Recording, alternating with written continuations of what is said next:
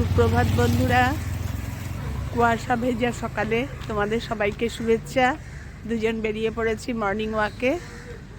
বাবানকে গাড়িতে তুলে মর্নিং ওয়াকে বেরিয়ে পড়েছি। কি কুয়াশা গো, দারুণ লাগছে। তোমরা সবাই কেমন আছো এই ঠান্ডায়? আমরা আছি, ভালোই আছি। ঠিক আছে, এবার একটু দুধ নেবো, হাঁটতে শুরু করবো। দুধওয়ালার কাছে চলে এসেছি। এখন 6টা বেজে গেছে, 6:15 বাজে। কুয়াশা দেখো আজকে সকালে। বাবানকে স্কুল বাসে তুলতে এসেছি, মর্নিং ওয়াকও করতে যাবো। দেখো কিরম কুয়াশা, মানে সব গাড়ি হেডলাইট জ্বালিয়ে তবে যেতে হচ্ছে, তা না হলে একটু দূরে হলেই কিচ্ছু দেখা যাচ্ছে না। তাই ভাবলাম তোমাদের একটু কুয়াশাটা দেখাই, কি ভয়ঙ্কর কুয়াশা দেখো। ঠান্ডাটা বেশ জাঁকিয়েই পড়েছে, পৌষ মাসের শেষ বোঝা যাচ্ছে। অবশ্য ঠান্ডার সময় এরকম ঠান্ডা না পড়লে ভালো লাগে না। মাঝে কয়েকদিন একটু ঠান্ডা কমে গেছিল, এখন আবার ঠিকঠাক ঠান্ডাই পড়েছে।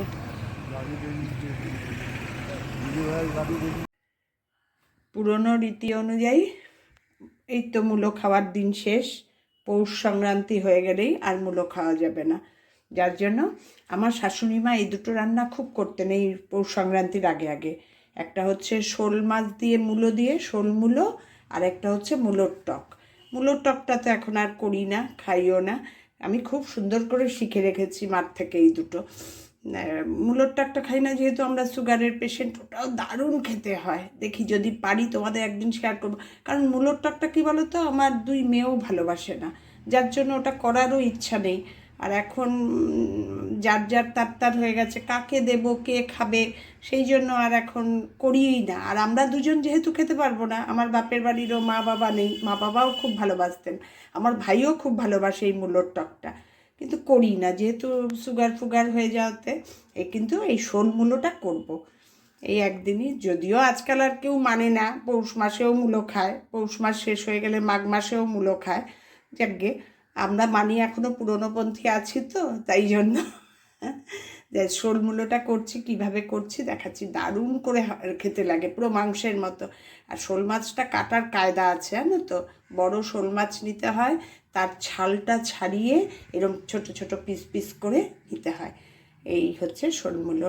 আর আমার বড় মেয়ে খুব ভালোবাসে, আমরা তো ভালোবাসি, ছোটো মেয়েও সোসো, খুব একটা খারাপও বাসে না, আবার খুব ভালোবাসে না। তা আমি কি করে করছি শোল মূলোটা, ইউনিক রেসিপি, সেটাই দেখাচ্ছি তোমাদের। শোল মূলো বানানোর জন্য মূলোগুলো না এরম ছোট ছোট পিস করে কেটে নিতে হবে। আর একটু সরু করলেও হতো, যাই হোক আমার কাটা তো, খোসা ছাড়িয়ে এইভাবে ছোট ছোট পিস করে কেটে নিতে হবে।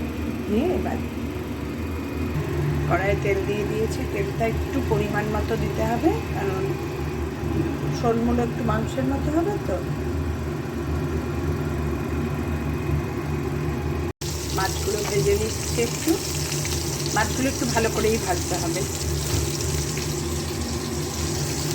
আর মাছগুলোতে কী বলো তো, ঝাল টাল না থাকাতে ছোটো ছোটো পিস করাতে পুরো মনে হবে, যখন রান্না হবে না পুরো মনে হবে চিলি চিকেন, এরকম টাইপের। যাই হোক, করি কীভাবে করছি তোমাদের দেখাই। মাছগুলো ভেজে নিই। মাছগুলো সব কড়া করে এরকম ভেজে নিয়েছি। এবার এই মাছ ভাজার তেলের মধ্যেই দিয়ে দেব গরম মশলা, এলাচ, দারচিনি আর লবঙ্গ। আর দিয়ে দেব একটু ফোড়ন, হচ্ছে কালো জিরা। ব্যাস হয়ে গেল ফোড়ন। এবার এই ফোড়নের মধ্যেই মূলোগুলো সব ভেজে নেব।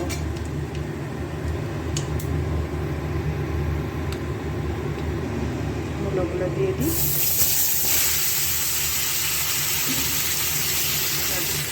দিয়ে মূলোগুলোকে একটু উল্টে পাল্টে ভালো করে ভেজে নিতে হবে।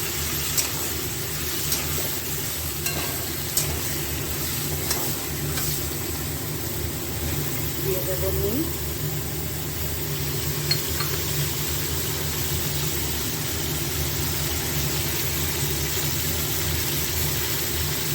দিয়ে ভালো করে উল্টে পাল্টে ভেজে নিতে হবে মূলোগুলো একটু লাল লাল করে। মূলোগুলো একটু দেখো ভাজা ভাজা হয়ে গেছে, একটু ভেজে ভেজে নিলাম। এবার সব মশলা দিয়ে গ্যাসটা একটু লোয়ে করে ঢেকে যাবে। এবার মূলোটাও সেদ্ধ হবে, মশলাটাও ভাজা ভাজা হবে। প্রথমে দিচ্ছি পেঁয়াজ বাটা, মিক্সিতে পেঁয়াজ বেটে এনেছি, শুধু পেঁয়াজ, পুরো মাংসের মতন হবে তো, তাই জন্যই পেঁয়াজটা বেটে দিলাম। বেটে দিলে ঝোলটা খুব ভালো হয়।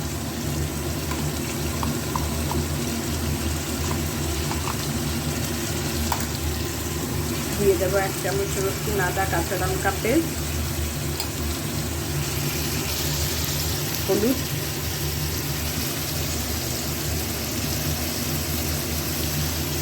কাশ্মীরি লঙ্কার গুঁড়ো,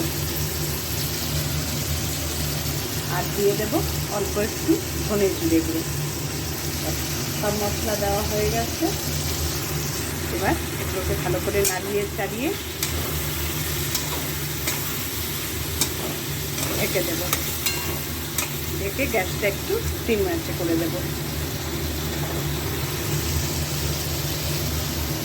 ঢেকে দিলাম, গ্যাসটা একটু লোতে করে।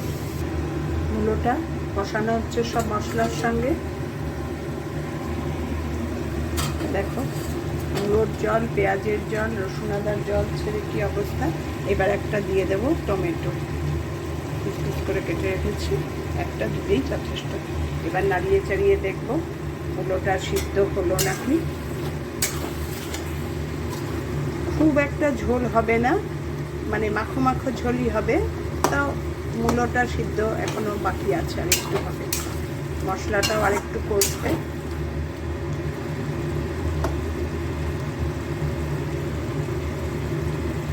মোটামুটি সিদ্ধ হয়ে এসছে। এই রান্নাটা খেতে এত ভালো লাগে, আমার শাশুড়ি মা যা সুন্দর করতেন না।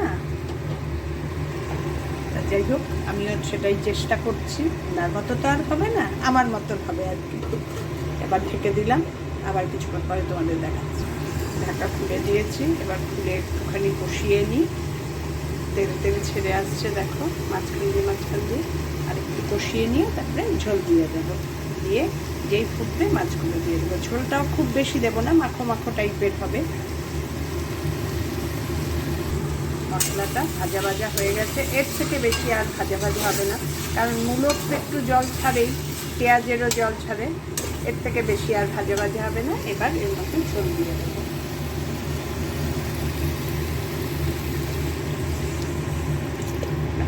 আর এটাই মানে ফুটে উঠলে মাছগুলো দিয়ে পুরো মাখো মাখো ঝোলটা হবে, রেখে দেবো। নামাবো যখন একটু ঘি দেবো আর ধনে পাতা, ব্যাস হয়ে গেল আমার শোল মূলো। আর একটু জল লাগবে মনে হয়, বুঝতে পারি না আমি, দিয়ে পরে বুঝি। পুরো মূলোগুলো ভিজে গেছে, পুরো ডুবে গেছে আর কি। এবার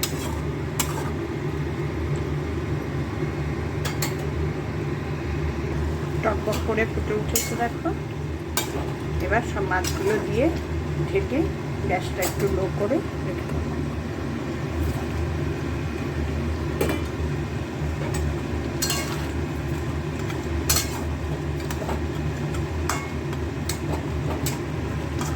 কেমন লাগছে দেখতে, যা দারুণ গন্ধ বেরিয়েছে না।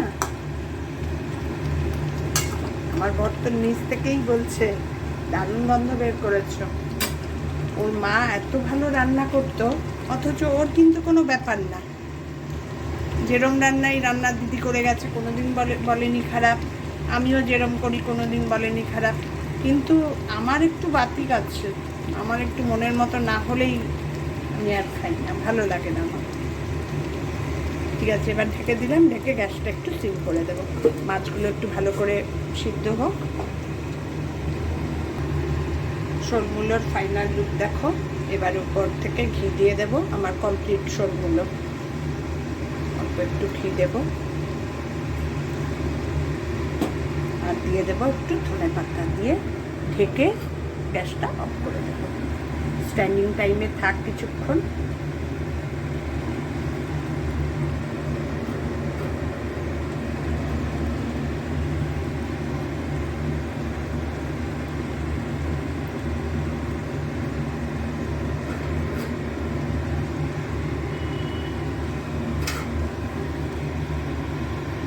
আজকে শোলমূলো দেখিয়ে ভিডিওটা শেষ করলাম। তোমাদের যদি ভালো লেগে থাকে আমার রান্না, আমার চ্যানেলটা সাবস্ক্রাইব করে নিও, আমার সঙ্গে থেকো। টাটা।